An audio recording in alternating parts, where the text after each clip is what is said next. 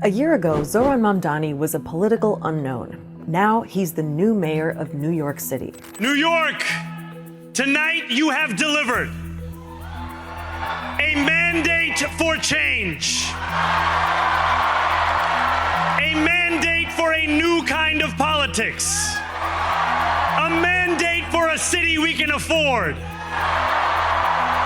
And a mandate for a government that delivers exactly that. So why is his win such a big deal? How did he do it? And what happens now? Well, to start, Mamdani is New York City's first South Asian and Muslim mayor.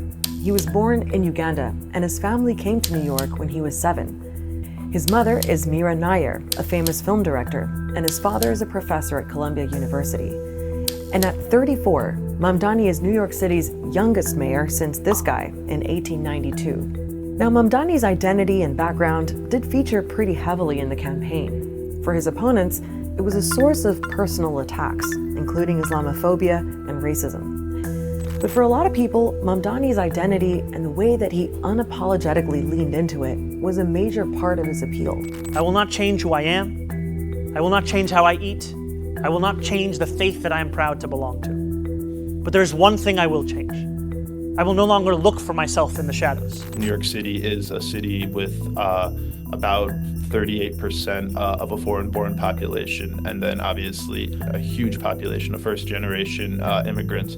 So I think a lot of people connect with his story of being born in Uganda, coming to the United States, being the first Muslim mayor of New York City. There are so many different identities there that are overlapping, and I think that's truly kind of a New York story that people identify with. Then there's Mamdani's political identity. He was the Democratic candidate. He's on the left side of the party, from the so-called progressive wing, the same camp as people like Bernie Sanders. Mamdani describes himself as a democratic socialist. I think ultimately the definition for me of why I call myself a democratic socialist is the words of Dr. King decades ago. He said, call it democracy or call it democratic socialism. There must be a better distribution of wealth for all of God's children in this country.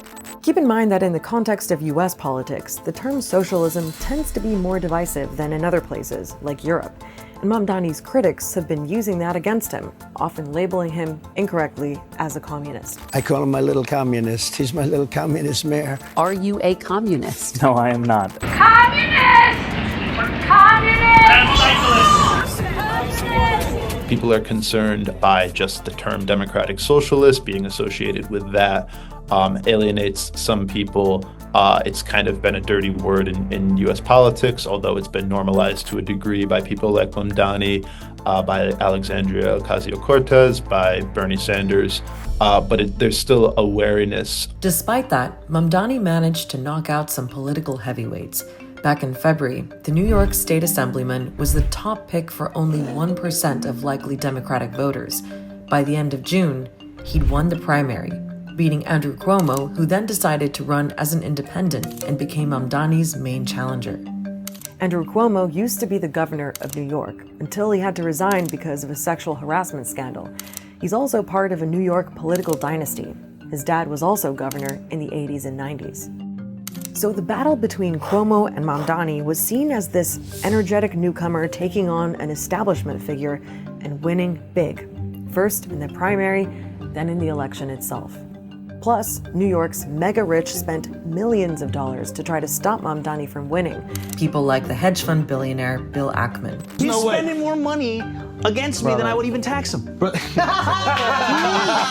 day it's like $1 million. It's like $1 million. I'm like, I don't even want that. And then there's his views on Palestine.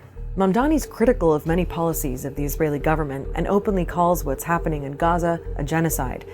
That set him apart from his competition in the New York race, and from a lot of politicians in the US. Some people thought his views could be a political liability, especially as New York has a big Jewish population. But that wasn't the case. There was a belief that that was going to basically push him out of being contendable, and that Cuomo would have an easy victory because of his support of the state of Israel. And when Zohran Mamdani comes out saying like, no, I believe the state of Israel and Netanyahu is committing a genocide, I think that this is unacceptable. And actually people get behind him, and a great deal of the Jewish community gets behind him as well, right? Like that kind of breaks with a lot of expectations and really catapults him to a kind of a political stardom. Okay, so now let's look at how Mamdani pulled this off. Well, a major reason was his very focused campaign message, which was all about making New York more affordable for everyone. He's proposed a 4-year rent freeze that would help around 2 million New Yorkers, free buses for everyone by 2027, and free childcare for children under 5. Every politician says New York is the Greatest city on the globe. But what good is that if no one can afford to live here? Most candidates tend to run on public safety. That's been something that has always been the lead issue in recent mayoral terms. And Mamdani's campaign really focused on affordability. His message really did transcend across all 5 boroughs, and there was a lot of class and racial and ethnic diversity as well. Mamdani's kind of taken us back to these politics and these policies of, okay, who is this city really for? And the way he pushed his message on social media was super effective too. I'm freezing your rent as the next mayor of New York City. Let's plunge into the details. People said our campaign was a pipe dream. This is New York.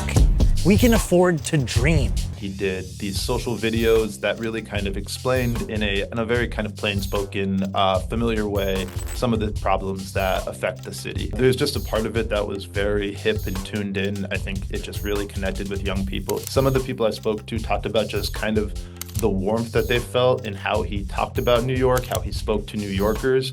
And I think there's a little bit of a sense of that in general, is there's this kind of a celebration of New York when a lot of the other rhetoric can be about kind of whipping the city into shape. Hello! Zohran Mamdani's campaign for mayor. All this helped Mamdani pull together an army of volunteers. It's more than just being cool on TikTok and being good on Instagram. He's been able to translate his presence on social media to actually getting people outside of social media and outside of their homes. So getting them to door knock, getting them to come to pizza parties, getting them to have a borough-wide soccer competition. And that's a style of campaigning we just haven't seen in a very long time. It's young, it's organic. Okay, so what happens now? Well, he'll officially be sworn in as mayor in January 2026. And that's when he'll face the pressure to actually deliver on his big campaign promises. The key questions are about whether he'll have the power and the money to do that. For rent freezes, this is an area where the mayor does have quite a lot of influence, so it will probably be the easiest policy for him to implement. But to pay for free buses, he needs about $800 million a year, and free childcare would cost around $6 billion a year. Now, Mamdani says he wants to pay for it all through tax hikes on people earning more than $1 million a year and on corporations by increasing the state's top corporate tax rate to 11.5%. The thing is, the mayor can't actually make these tax changes. They need to go through the New York State Legislature and be approved by the governor, Kathy Hochul. She's also a Democrat and does support Mamdani, but she's ruled out raising taxes. Would you be on board with that? No, I'm not raising taxes on people at a time when affordability is the big issue. Hochul is also up for re-election next year, so she'll be extra cautious about keeping New York's business community on side. So she's endorsed Mamdani without endorsed raising taxes. So it's really a pretty massive task ahead of him. He's essentially from day one going to need to be a coalition builder. Mamdani has a very short window to be successful, say like the first 6 months, to deliver on some of these promises. But Kathy Hochul has a very short window where she needs to survive her primary and not come out too bruised because she'll have a pretty competitive general election. So the partnership between the two of them will be quite symbiotic in a lot of ways. There's another New Yorker that Zohran Mamdani will have to contend with, President Trump. During the mayoral race, Trump said that if Mamdani won, he could cut federal government funds to New York and send in the National Guard, which he's already done in other Democrat-led cities like Los Angeles, Chicago, and Portland. Trump says it's to crack down on crime and immigration, although he has faced some legal pushback.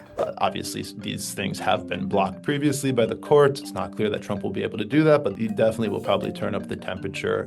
Mamdani's always said that he's willing to work with the president, but that he's also willing to take Trump on if he has to. If anyone can show a nation betrayed by Donald Trump how to defeat him, it is the city that gave rise to him. So Donald Trump, since I know you're watching, I have 4 words for you. Turn the volume up. So Mamdani clearly has some big political battles ahead. But for now, New York's new mayor and his supporters are celebrating. This is amazing. I'm like, New Yorkers needed a win. It's been a long year. We didn't get the World Series, but we got the best mayor possible. I feel very good. I feel very hopeful about New York City's future. This was a campaign ran on hope, and I think all of us felt it tonight. We're very hopeful about the future. I, as a New Yorker, felt represented with him. Meanwhile, there are questions about whether Mamdani's win is a sign of a wider political change in the U.S. and what it all means for the Democratic Party. This is one of the first main tests for Democrats since Trump was elected. He could be a bit of a weather vane for which way the party is going, for which way the voters are going. What works for Donald Trump doesn't work for other Republicans. Similarly, what works for Mamdani might not necessarily work for other Democrats. There is a reticence, whether it's the messaging, whether it's pressure from their donors, whether it's his stance on international politics. It is unclear, but there will be some Democrats who will want to stay away, and there'll be some Democrats who want him and also his message to come to their district.